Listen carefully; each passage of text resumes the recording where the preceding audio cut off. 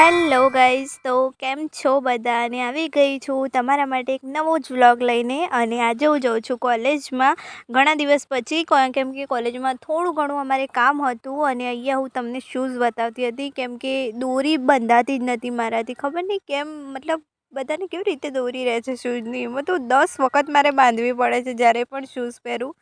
બાકી જવા દો એ વાતને.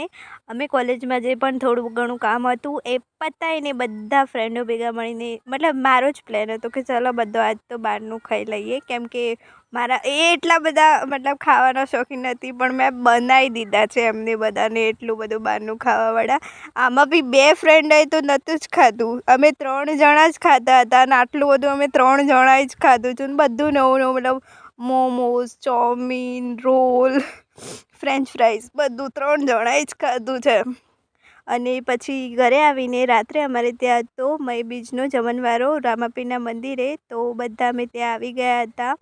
અને અહીંયા મને પછી યાદ આવ્યું હતું કે મારે વ્લોગ પણ શૂટ કરવાનો છે. તો પછી લાસ્ટમાં ખાઈને જ બેઠી હતી. થાળી તો અહીંયા ખાલી જ છે. બાકી ચલો તમને મંદિર પણ બતાવું, અમારા ગામનું રામાપીરનું મંદિર. અને કેટલું મસ્ત અહીંયા ડેકોરેશન કર્યું છે એ બી તમે જોઈ લો. અને કમેન્ટમાં જય બાબારી તમે કમેન્ટમાં કરી દેજો. બાકી કરી લો દર્શન, તમારે પણ કરવા હોય અને નવા હોય વ્લોગ પર તો ફોલો કરજો ઇન્સ્ટામાં. અને મળીએ બીજા વ્લોગમાં. બાય.